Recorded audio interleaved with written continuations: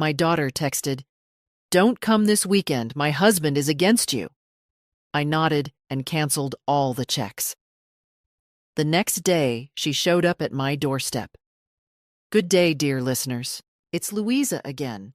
I'm glad you're here with me. Please like this video and listen to my story till the end and let me know which city you're listening from. That way, I can see how far my story has traveled." For 63 years, I had lived by a simple principle: family comes first. My late husband, Robert, and I had built a comfortable life through decades of careful savings, modest investments, and honest work.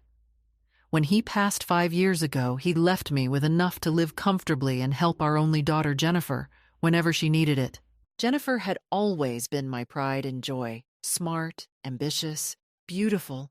When she married Derek 3 years ago, I was thrilled. He seemed charming, successful, a good match for my daughter. They bought a house in the suburbs just 40 minutes from my condo. Perfect distance, I thought.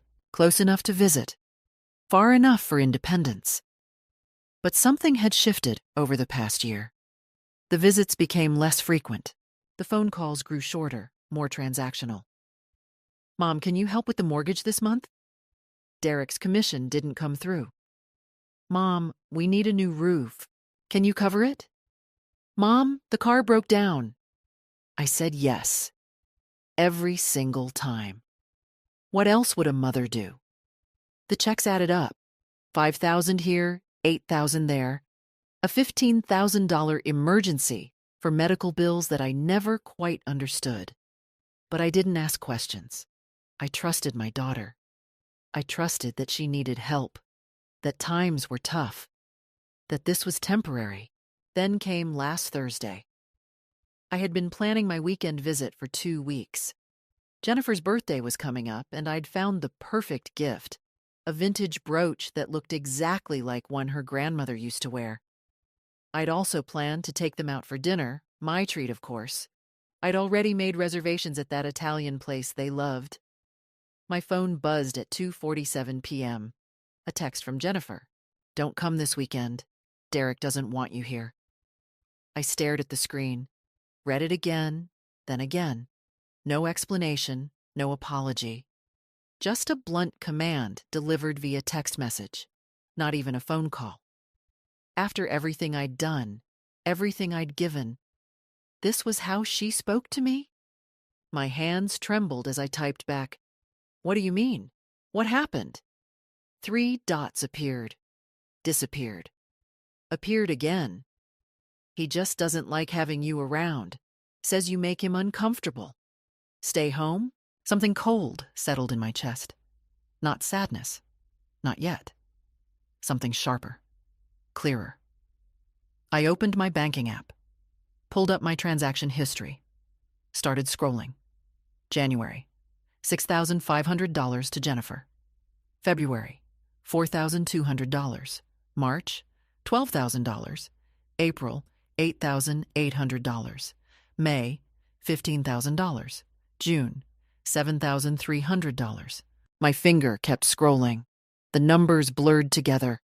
Months and months of transfers. Tens of thousands of dollars. And now I wasn't even welcome in their home? I didn't respond to her text. Instead, I opened my email and began methodically going through my records. Every check I'd written, every wire transfer, every emergency that had required my immediate financial intervention. The Italian restaurant reservation? Canceled. The birthday gift? Returned. The check I'd written just yesterday for their urgent plumbing repair? I called my bank. "I need to stop payment on check number 3847, I said calmly. "May I ask the reason, Mrs. Patterson?" Change of plans. By 5 p.m., I had canceled or reversed every pending transaction. 4 checks stopped. 1 wire transfer recalled before it cleared. Total saved, $18,400. My phone rang. Jennifer. I let it go to voicemail. It rang again and again. I powered it off. That night, I sat in my living room with a cup of tea and Robert's old financial ledger. He'd always been meticulous about tracking everything. I'd continued the habit after he died. Now I was grateful for it. The full picture emerged slowly, sickeningly. Over the past 18 months, I had given Jennifer and Derek over $127,000. $127,000. For what? A daughter who couldn't be bothered to call? A son-in-law who found me uncomfortable? Who decided I wasn't welcome in the home my money had helped maintain? The doorbell rang the next morning at 8:23 a.m. I opened it to find Jennifer standing on my porch, mascara smeared, eyes red and puffy. "Mom," she said, her voice breaking. "What did you do?" I didn't step aside to let her in. I stood in the doorway, coffee cup in hand, and looked at my daughter like I was seeing her for the first time. "What did I do?" I repeated slowly. "I stopped payment on checks that I wrote from my account. That's what I did." "Mom, you can't. The plumber is coming today. We already scheduled. Then you'll pay him yourselves." Jennifer's mouth opened and closed. She looked genuinely confused, as if the concept of paying their own bills was foreign to her. "Can I come in?" she finally asked. I considered it, then stepped back and let her pass. She walked into my living room and froze. My dining table was covered with papers, bank statements, canceled checks, printed transaction histories, a spreadsheet I'd created at 3 a.m., unable to sleep, listing every single payment by date, amount, and stated reason. "What is all this?" Jennifer whispered. "Accountability," I said. "Sit down." She sat. I remained standing. 18 months ago, you asked me for help with a mortgage payment. Do you remember what you told me?" "Mom, I don't—" "You said Derek's commission had been delayed. 2 weeks, you said. Just a temporary cash flow issue." I picked up the relevant statement. "I gave you $5,500. Jennifer was quiet. 2 weeks later, you needed money for a medical emergency. $8,200, then car repairs, then a new roof, then Derek's business investment that would pay me back triple. Do you remember that one? The business deal fell through. Convenient."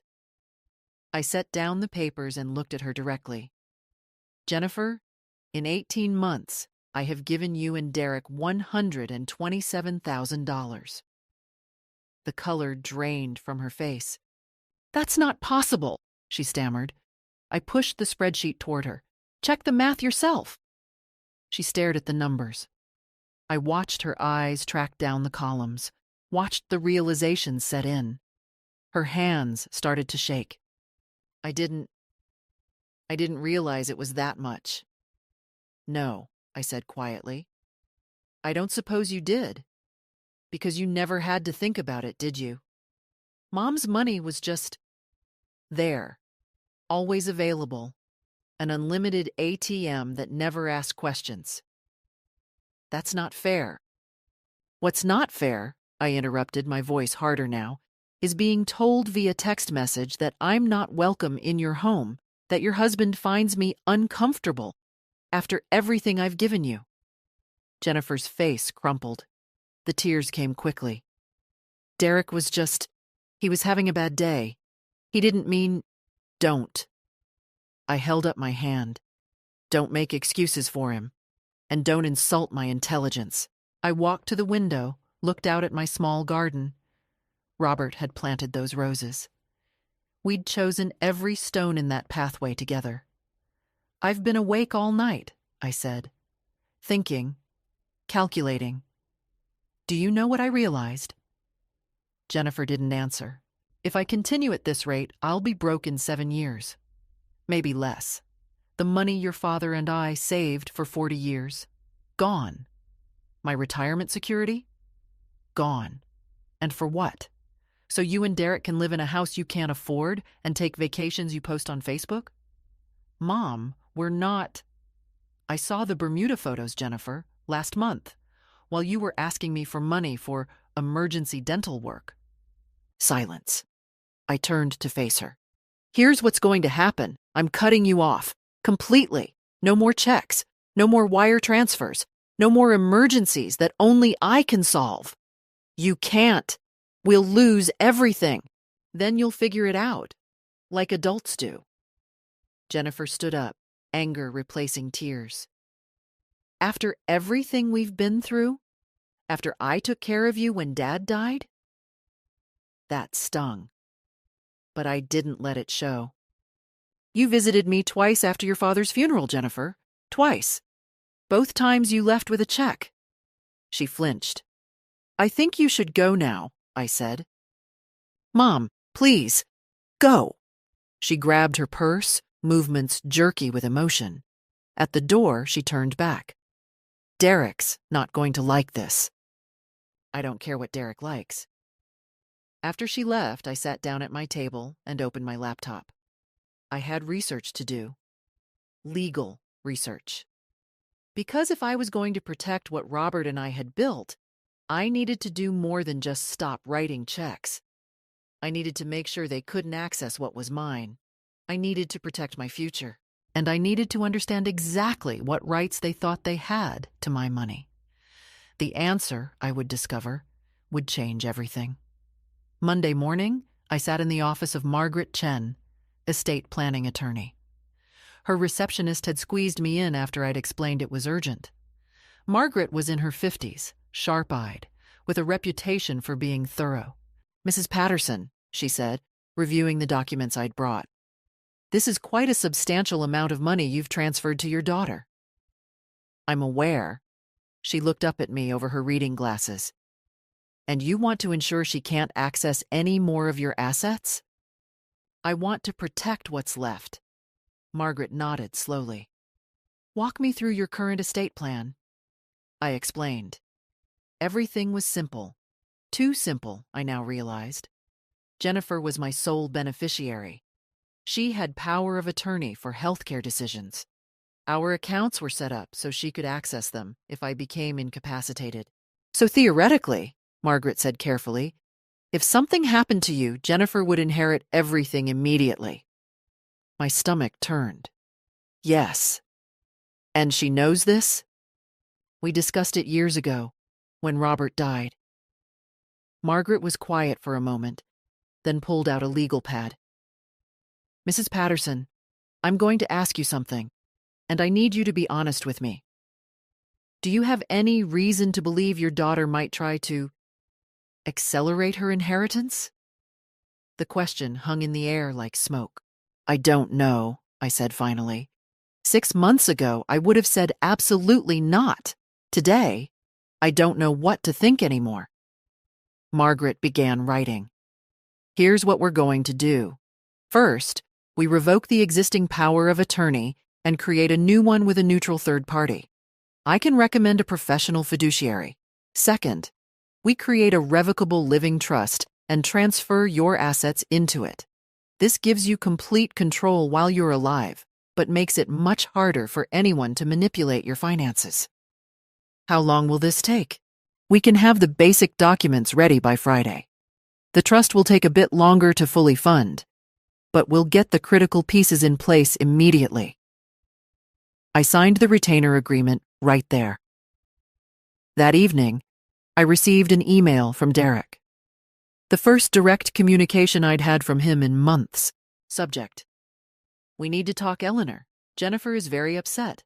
I think there's been a misunderstanding about this weekend. I never said you weren't welcome.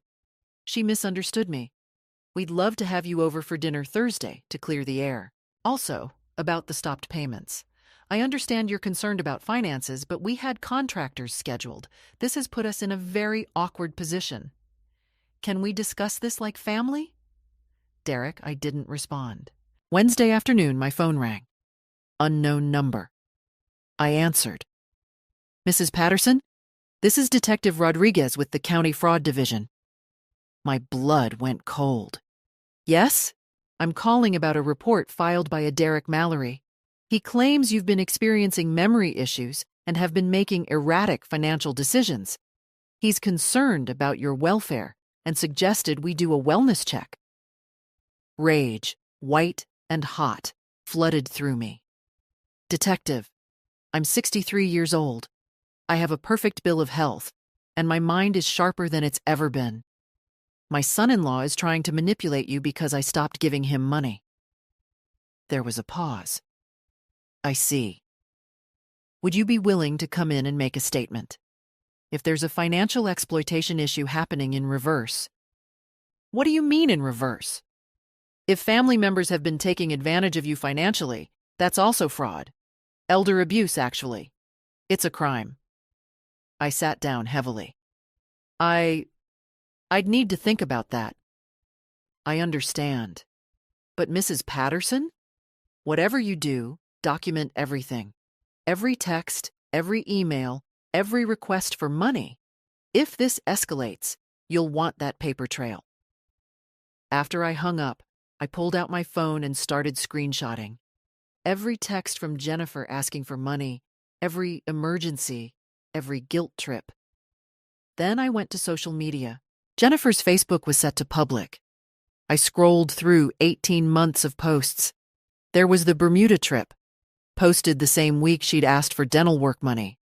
There were restaurant check-ins at expensive places, shopping bags from designer stores, Derek posing next to a new motorcycle, while I was paying their mortgage. I took screenshots of everything. Thursday morning, Margaret called. Your documents are ready. Can you come in to sign? I'll be there in an hour. As I drove to her office, my phone buzzed. A text from Jennifer. Derek made dinner reservations for tonight. 7 p.m. at Marcello's. Please come. We need to fix this. Marcello's, the expensive Italian place, where they expected me to pay, no doubt. I texted back, I have other plans. At Margaret's office, I signed document after document. Power of attorney, revoked. New POA, assigned to Patricia Winters, professional fiduciary. Revocable living trust, created. Jennifer Patterson Mallory, removed as primary beneficiary pending further review. This is effective immediately, Margaret confirmed. I left her office feeling lighter than I had in days. That night, at 7:45 p.m., my doorbell rang. I looked through the peephole. Jennifer and Derek stood on my porch. Derek was holding a bouquet of flowers. I didn't open the door. The doorbell rang again. Then knocking. Mom, we know you're home. Jennifer's voice carried through the door. Your car is in the driveway. I stood in my hallway, silent. Eleanor, please. Derek's voice now, smooth and concerned. We just want to talk. We brought your favorite flowers. Carnations. I hated carnations. Derek would have known that if he'd ever paid attention. We're not leaving until you open this door, Jennifer said, her tone shifting to something harder. I pulled out my phone and called 911. 911? What's your emergency? My daughter and her husband are at my door refusing to leave. I've asked them not to come. I feel threatened. The dispatcher's tone became alert. Are you safe right now? Are they trying to break in? Not yet, but they won't leave. Officers are on their way. Stay on the line with me. Through the door, I heard Derek say, Is she calling the cops? Are you serious right now? Mom! Jennifer pounded on the door. This is insane. We're your family. 6 minutes later, red and blue lights flashed through my front window. I opened the door as 2 officers approached. Behind them, Jennifer and Derek stood on my walkway, Derek's face flushed with anger. Ma'am, you called about a disturbance? The older officer asked. Yes, I asked them not to come here. They showed up anyway and refused to leave when I didn't answer the door. Jennifer pushed forward. She's my mother. I have every right. Actually, ma'am, you don't, the officer interrupted. This is her property. If she asked you to leave, you need to leave. This is ridiculous, Derek snapped. We're trying to have a family conversation. Sir, I'm going to ask you to lower your voice. The officer's hand moved to his belt. The homeowner has the right to refuse entry to anyone. Do you want to leave peacefully, or do we need to escort you? Derek's jaw clenched. He looked at me with undisguised contempt. You're really doing this? After everything? After everything, I said quietly. Yes. The younger officer stepped forward. Folks, time to go. Now. Jennifer started crying. Mom, please, we need to talk. Derek lost his job. We're going to lose the house. We need— I said now, the officer repeated. They left. Derek peeled out of my driveway fast enough to leave rubber marks. After the officers took my statement and departed, I locked every door, closed every curtain, and sat in my dark living room shaking. Derek had lost his job. When? How long had they known? How long had they been planning to hit me up for even more money? My phone started buzzing. Text after text. You're unbelievable. We're family and you called the cops? Derek's mother was right about you.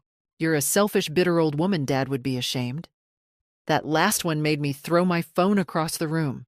The next morning, I found a letter shoved through my mail slot. No stamp. Hand-delivered. Eleanor, you've made your position clear. Fine. But you should know that we've consulted with an attorney. Given your recent erratic behavior, cutting off family, calling police on your own daughter, we have grounds to petition for a competency evaluation.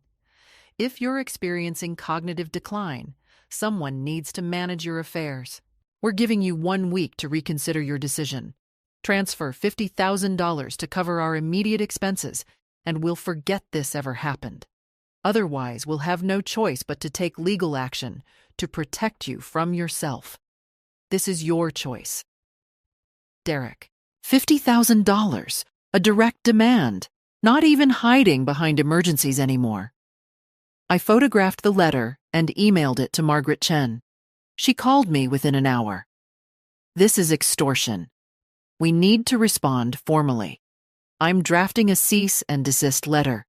If they continue this behavior, we can pursue a restraining order. Do it. Eleanor, I also think you should know. A competency petition isn't as simple as they're making it sound. They'd need substantial evidence, medical documentation. But if they do file, I'll get examined by any doctor they want. I'm perfectly competent. I know you are, but the process itself can be stressful. Are you prepared for that? Was I? I looked around my quiet house. Robert's photo on the mantel. Our wedding album. 40 years of memories. Yes, I said. I'm prepared. Margaret's cease and desist letter was delivered Friday afternoon via certified mail. Saturday, my phone rang. Jennifer. I let it go to voicemail. The message. Mom, Derek's really angry. I'm trying to calm him down, but he's talking about doing something drastic. Please, just give us something. Anything. I'm scared of what he might do. Manipulation, threats, fear tactics. I deleted the message. Sunday, I drove to my sister's house 3 states away. I didn't tell anyone I was leaving. I just packed a bag and left. I needed distance, space to think, time to let my nervous system settle. Marie met me at her door with open arms. Stay as long as you need, she said. I stayed for 5 days. Marie's guest room faced a small garden. Every morning I sat by the window with coffee and watched cardinals visit the bird feeder. Simple, peaceful. Nothing like the chaos I'd left behind. You look better, Marie said on the 3rd day, joining me with her own coffee. Less like you're about to shatter. I felt like I was. I know. She was quiet for a moment. Has Jennifer tried to contact you? 47 times. Calls, texts, emails. I've read none of them. Marie raised an eyebrow. That takes discipline. Or self-preservation. That afternoon, Marie convinced me to join her book club. 6 women, all roughly our age, meeting in someone's living room to discuss a mystery novel I hadn't read. I almost declined, but Marie insisted. You need to be around people who aren't trying to extort you. she said. At the meeting, I sat quietly, listening to them debate plot holes and character motivations. Then, Linda, the host, turned to me. Marie said you're visiting for a bit. Getting away from some family stress? I hesitated. Marie gave me an encouraging nod. My daughter and her husband have been taking advantage of me financially, I said. For over a year. I finally cut them off, and now they're threatening me. The room went silent. Then Carol, a retired banker, leaned forward. How much? Over $100,000, someone gasped. And the threats? Linda asked. They want $50,000 more, or they'll petition to have me declared incompetent. The women exchanged glances. You need to talk to my attorney, Carol said immediately. She specializes in elder financial abuse. Yes, that's what this is, she added, seeing my expression. Just because it's your daughter doesn't make it not abuse. I already have an attorney. Get a second opinion. Trust me on this. Carol pulled out her phone. Barbara Hendricks. She's a shark. She'll eat them alive. That evening, I called Margaret Chen and told her about Barbara Hendricks. I know her, Margaret said. She's excellent, aggressive, but that might be exactly what you need. Let me send her your file. When I returned to my phone, there were 3 new voicemails. Against my better judgment, I listened to the first one. It was Jennifer crying. Mom, please. Derek's been drinking. He's saying terrible things. He wants to drive to your house and I don't know what he'll do. Please just call me back, please. The second voicemail, Derek's voice, slurred. You think you're so smart, Eleanor? Cutting us off? We'll see how smart you are when you're in a nursing home and Jennifer has power of attorney. Oh, wait. You changed that, didn't you? You think I don't have friends who work at law offices? We know what you did, and we're not done. The third voicemail, Jennifer again, whispering. He doesn't know I'm calling. Mom, I'm sorry. I'm so sorry for everything. But you have to give him something. Anything. He's not himself. I'm scared. Please. I sat there, phone in hand, feeling ice spread through my veins. Marie found me 20 minutes later, still frozen. What happened? I played her the voicemails. Her face hardened. You're calling the police. Marie? Now, Eleanor. Those are threats. That's witness intimidation. You're documenting this. I filed a police report that night. The officer who took my statement was sympathetic but realistic. Without a direct threat of violence, there's not much we can do. But this is on record. If things escalate, you'll have documentation. Friday morning, I met Barbara Hendricks via video call. She was 60, silver-haired, with eyes like a hawk. I've reviewed your file, she said without preamble. Your daughter and son-in-law have committed financial exploitation. The voicemail your son-in-law left constitutes witness intimidation. You have grounds for a restraining order and potentially criminal charges. I don't want to put my daughter in jail. Mrs. Patterson, I need you to understand something. Your daughter is not a victim here. She's a willing participant. She made the requests. She cashed the checks. She's using emotional manipulation to continue the abuse. The tears, the fear tactics, it's all part of the pattern. Her words hit like cold water. But she's my daughter. I understand. But right now, she's also your abuser. Barbara's voice softened slightly. You can love her and still protect yourself. Those things aren't mutually exclusive. That weekend, Marie took me to her church. I hadn't been to services in years, not since Robert died. But sitting in that pew, listening to the sermon about setting boundaries and protecting your peace, something in me began to settle. After the service, 3 women approached me. They'd heard my story through Marie. My son did the same thing to me, one said quietly. Took almost $200,000 before I stopped him. My sister, another added. Family doesn't always mean safe. They gave me their phone numbers. Call anytime. We understand.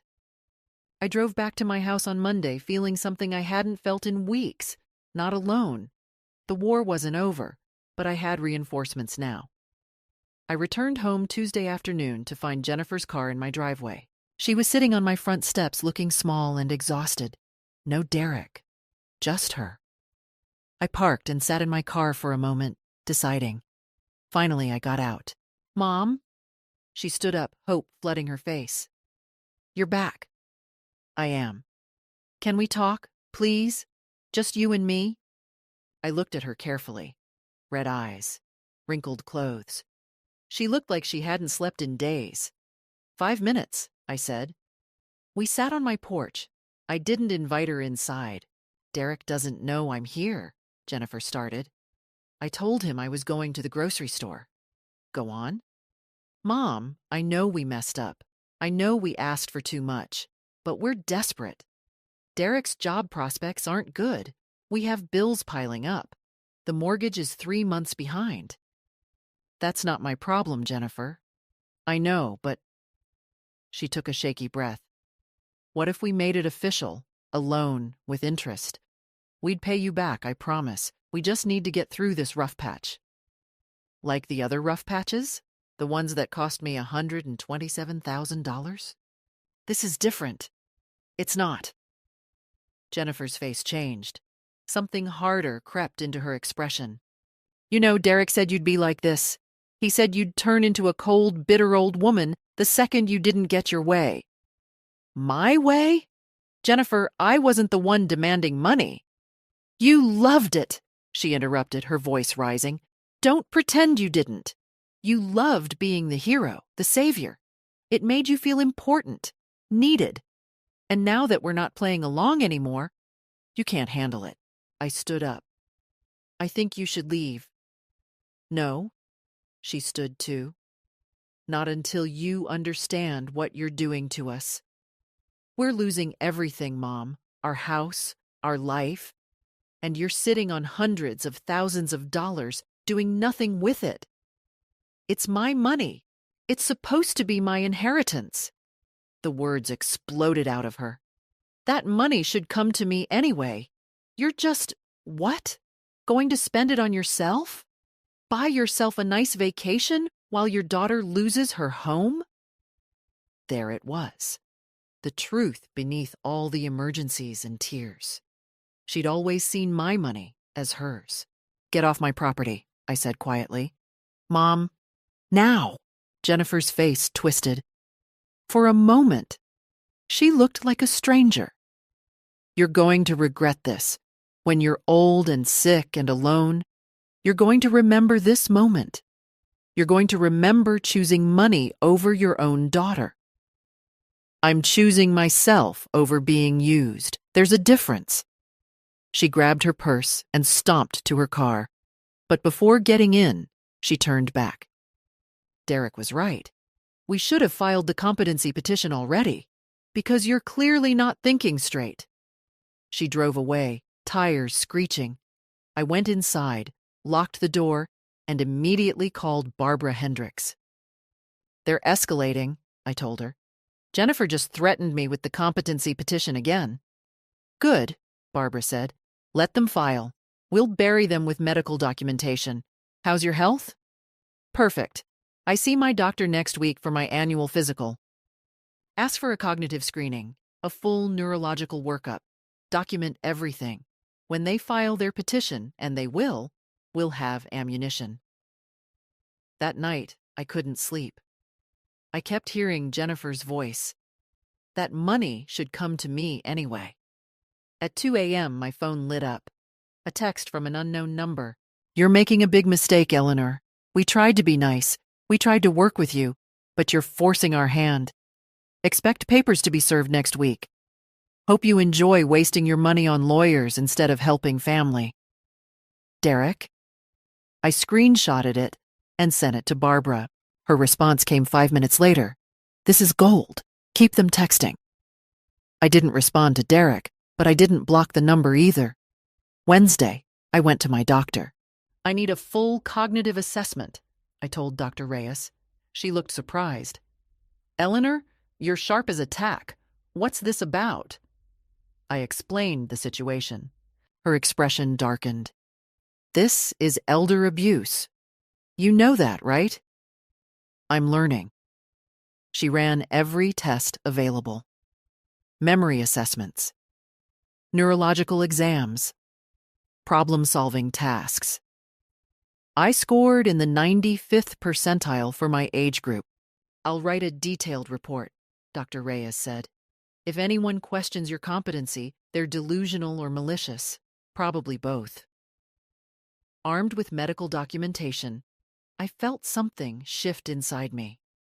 Fear was still there, but underneath it, something stronger was growing. Resolve. They wanted a war? Fine, I'd give them one. The petition arrived exactly 1 week later, delivered by a process server who looked apologetic. Petition for determination of incapacity and appointment of guardian. Jennifer Mallory. Petitions the court to determine that Eleanor Patterson lacks the capacity to manage her financial affairs and to appoint Jennifer Mallory as legal guardian. I read it calmly. Barbara had prepared me. The petition listed evidence: erratic financial decisions, cutting off family without reason, paranoid behavior, calling police on family members, sudden personality changes. It was garbage, but it was official garbage. Let them dig their grave deeper, Barbara had said. Every lie they tell under oath is another nail in their coffin. The hearing was scheduled for 3 weeks out. I spent those weeks preparing. Barbara requested Jennifer and Derek's financial records through discovery. Their bank statements, credit card bills, social media posts. The picture that emerged was damning. While claiming poverty, Derek had purchased an $8,000 motorcycle. They'd taken 3 vacations in 18 months, designer clothes, expensive dinners, all while crying to me about medical emergencies and unpaid mortgages. They're frauds, Barbara said simply, and we're going to prove it. The day of the hearing, I dressed carefully. Conservative blue suit. Pearl earrings Robert had given me for our 30th anniversary. I wanted to look exactly like what I was, a competent, dignified woman. Jennifer and Derek sat across the courtroom with their attorney, a young man who looked increasingly uncomfortable as he reviewed the documents Barbara had filed. The judge, Honorable Patricia Morrison, was in her 60s. She had a reputation for not suffering fools. Jennifer's attorney went first, calling her to the stand. Ms. Mallory, please describe your mother's recent behavior. Jennifer dabbed at her eyes. She's changed, Your Honor. She used to be so warm, so generous. Then suddenly she cut us off completely.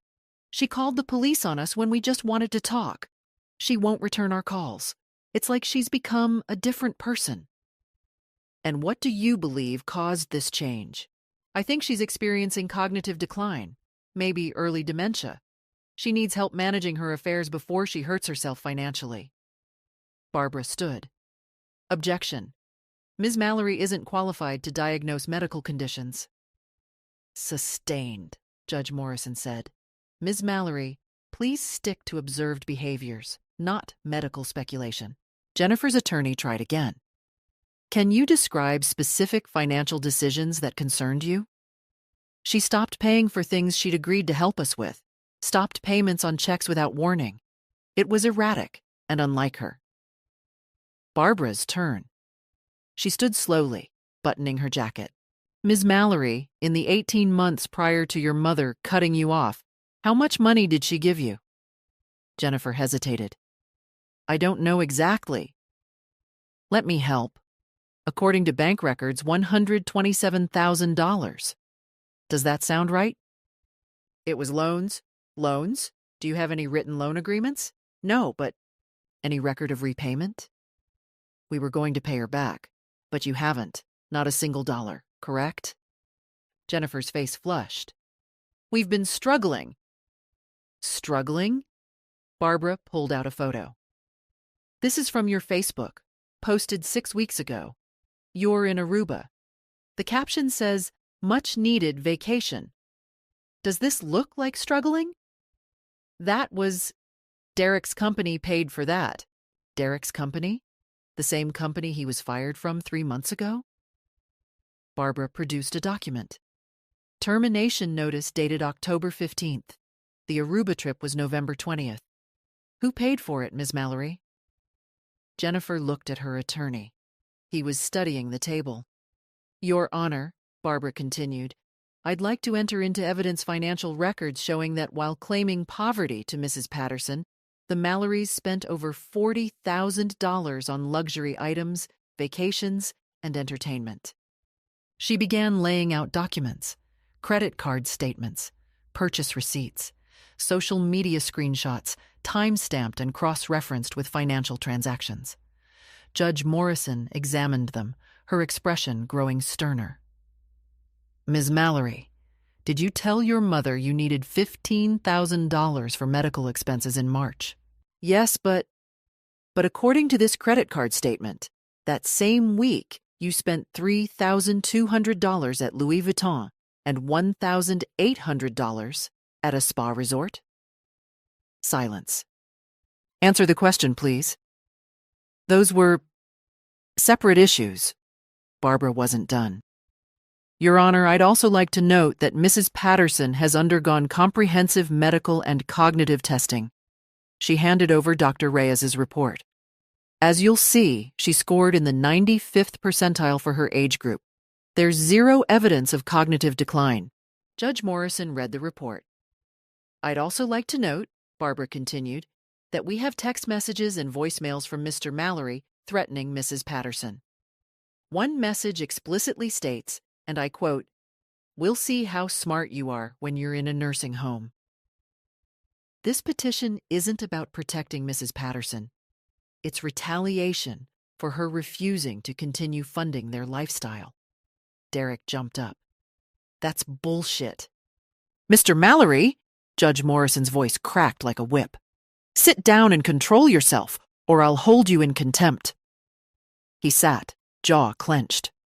The judge looked at Jennifer. Miss Mallory, I'm dismissing this petition. Furthermore, I'm ordering you to pay Mrs. Patterson's legal fees. What you've done here borders on fraud. Jennifer burst into tears.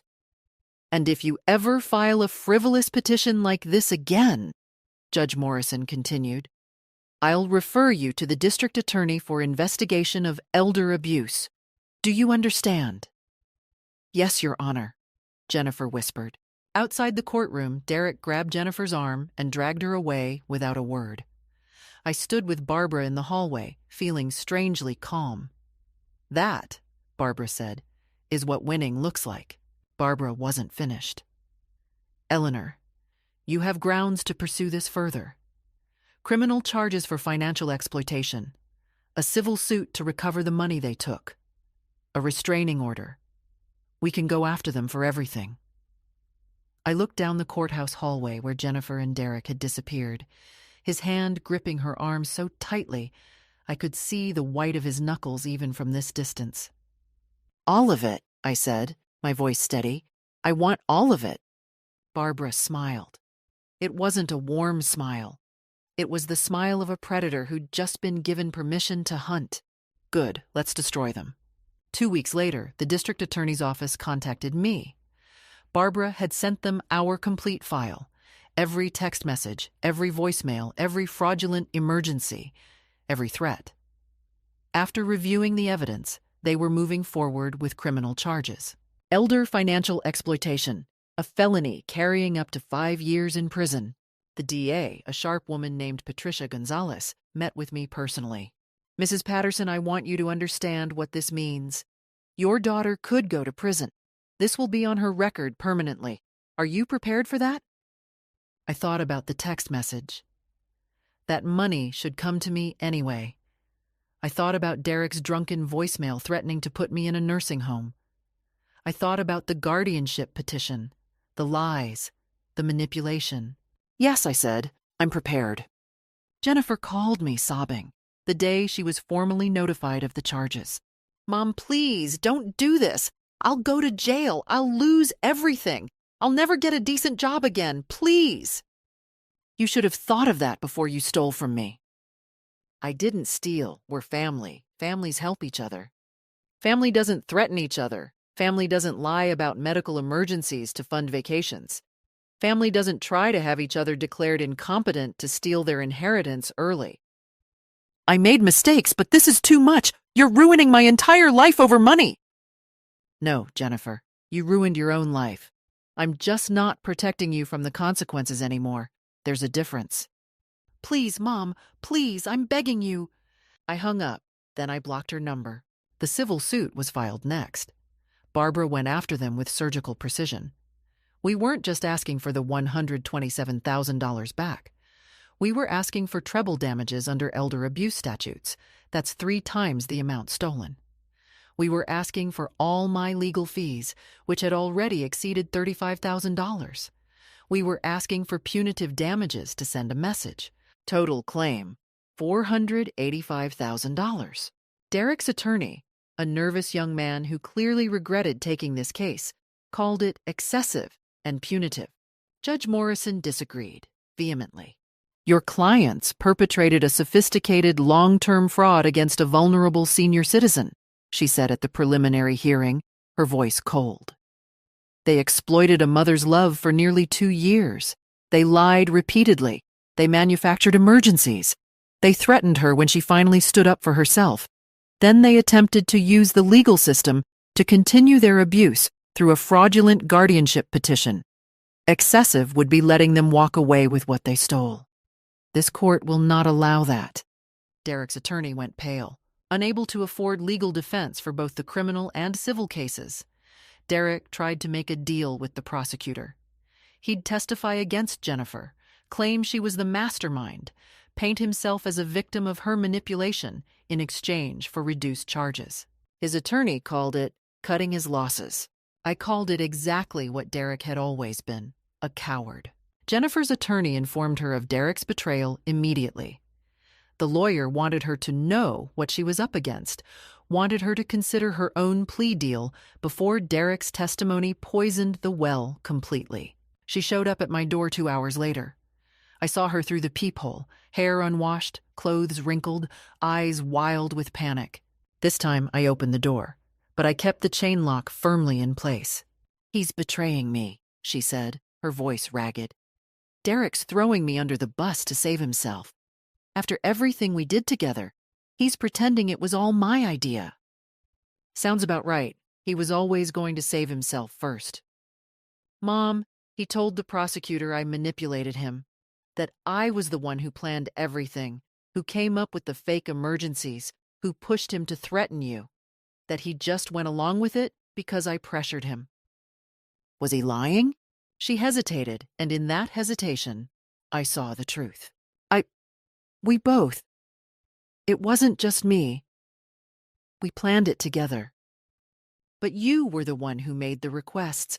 You were the one who came to my door crying about emergencies. You were the one who used our relationship, used my love for you, to manipulate me out of more than $100,000. I needed the money. We were desperate. No, you wanted the money. You wanted the lifestyle, the vacations, the designer bags, the expensive dinners. There's a difference between need and want, Jennifer. And now you're facing the consequences of not knowing that difference. Tears streamed down her face. If you drop the charges, I'll leave Derek. I'll divorce him today. I'll get therapy. I'll get help. I'll never contact you again if that's what you want. Please, Mom. Please, I'm your daughter. I felt something then. Not sympathy. Not quite. But a flicker of recognition. The daughter I'd raised was somewhere inside this desperate, broken woman in front of me. The criminal charges aren't mine to drop, I said quietly. That's the state's decision now. The DA is prosecuting because what you did was a crime. But the civil suit, that's mine. Hope flashed in her eyes, desperate and bright. And I'm not dropping it. You're going to pay back every cent you took from me. Principal, damages, legal fees, all of it, even if it takes the rest of your life. The hope died like a candle in the wind. I don't have that kind of money. I can't possibly. Then you'll get a job, multiple jobs. You'll work nights, weekends, holidays. You'll sell your house, your car, everything you bought with my money. You'll downsize, budget, sacrifice. You know, like normal people do. Like your father and I did for 40 years to build what you stole. You're destroying my life. No, Jennifer. You destroyed your own life when you decided to see your mother as an ATM instead of a person. I'm just not saving you from it anymore. I'm not rescuing you. I'm not bailing you out. For the first time in your life, you're going to face the full consequences of your choices. I closed the door while she was still standing there, mouth open, tears falling. The restraining order was issued the following week. Jennifer and Derek were prohibited from contacting me directly or indirectly, from coming within 500 feet of my home or any place they knew I would be, and from making any public statements about me or the case. Derek violated it 3 days later. He showed up drunk at my building at midnight. The doorman called me before letting him up, but Derek tried to force his way past security. When they stopped him, he started screaming in the lobby, his voice echoing off the marble floors. Eleanor Patterson is a vindictive bitch who's destroying her own daughter. She's stealing our future. Someone needs to stop her. I called 911 from my apartment while watching him on the security camera feed the doorman had shown me on my phone. Derek was pounding on the security desk, red-faced and stumbling. Police arrived within 10 minutes. He was arrested for violating the restraining order, drunk and disorderly conduct, and trespassing. Violating a restraining order added another criminal charge to his growing collection. The plea deals came next. Derek took his first: 3 years probation, mandatory restitution payments, mandatory addiction counseling, and a permanent criminal record. He'd avoided jail, but his life was in shambles. Jennifer held out longer, hoping I'd crack, hoping maternal instinct would override everything else, hoping I'd wake up one day and decide money wasn't worth losing my daughter. It didn't happen. She eventually pleaded guilty to 1 count of elder financial exploitation. The sentencing hearing was brief. The judge had read everything, every text, every lie, every manipulation. Ms. Mallory, you exploited your mother's love for nearly 2 years. You manufactured emergencies. You lied repeatedly. When she finally stood up for herself, you tried to have her declared incompetent. This is one of the more egregious cases of elder abuse I've seen. Sentence: 1 year in county jail, suspended on condition of 5 years probation, 500 hours of community service, mandatory therapy, and full restitution. The civil judgment was entered after a brief trial. $387,000 after some negotiations. Still more than 3 times what they'd stolen. Their house was foreclosed and sold at auction. Derek's precious motorcycle went to a police auction. Their bank accounts were garnished.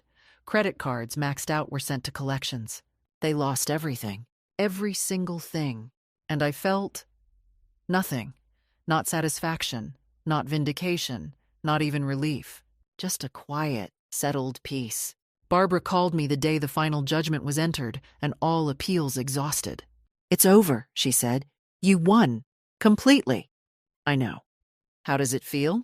I thought about it, really considered the question. Like I can breathe again. Like I'm finally safe in my own life.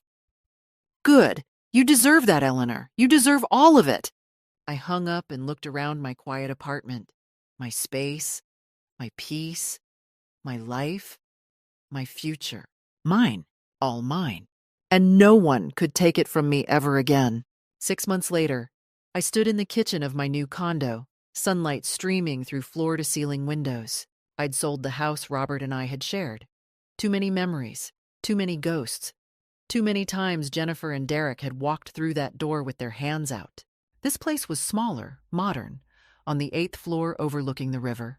A doorman named Marcus. Security cameras. Keycard access. No one got up without being announced. I'd used part of the settlement money for the down payment. The irony wasn't lost on me. Marie visited frequently with her book club friends. My social circle had expanded beyond what I'd imagined. Linda, Carol, Susan, Patricia, Dorothy. Women who understood boundaries, who valued independence, who saw me as Eleanor, not as a wallet. "You're glowing," Marie said one afternoon on my balcony. I'm free, I said simply. Through my network, Barbara's other clients, support groups, my new friends, I heard occasional updates about Jennifer and Derek. They'd divorced 4 months after the judgment. The marriage had imploded spectacularly, each blaming the other, shocking no one. Derek had moved back to his mother's house in Ohio. She'd kicked him out after 3 weeks when she learned what he'd done. He was now renting a basement room, working at a car wash, his wages garnished for restitution. Jennifer had rented a studio apartment in the worst part of town. 2 jobs, waitressing during the day, cleaning offices at night. Every paycheck, 25%, went directly to me via court-ordered garnishment. I received monthly statements. They'd paid back $8,400 so far. Only $378,600 to go. At their current rate, 38 more years. The thought brought neither joy nor guilt. I'd started volunteering at the senior center, teaching financial literacy and protection from exploitation. Barbara connected me with a nonprofit on elder abuse prevention. You have a story people need to hear, she'd said. So I told it. Community centers, libraries, local news, law enforcement conferences. The response was overwhelming. Dozens shared their own stories. Children draining accounts, grandchildren forging checks, spouses hiding money. I couldn't save everyone, but I could help them understand they weren't alone, that protecting yourself wasn't selfish, that saying no wasn't cruel. One evening, a letter arrived. No return address, unfamiliar handwriting. Dear Mrs. Patterson, you don't know me, but I saw you speak last month. My son had been asking for money for years, always emergencies, always temporary. I always said yes. After hearing your story, I finally said no. He filed a guardianship petition. Thanks to your advice, I had documentation ready. The judge threw it out. You saved me from losing everything. Thank you. I kept that letter, and the dozen others that followed. Meanwhile, I heard Jennifer had contacted Robert's siblings, asking for money. They'd all refused, knowing the full story. She'd applied for bankruptcy. The attorney informed her restitution from criminal cases couldn't be discharged. The debt would follow her forever. Derek had been fired from the car wash for showing up drunk. He was on unemployment, living off his mother's grudging charity. Their lives had imploded completely. Did I feel bad? Sometimes. Late at night, thinking about the little girl who'd brought me dandelions, who'd cried when her goldfish died, who'd held my hand at Robert's funeral.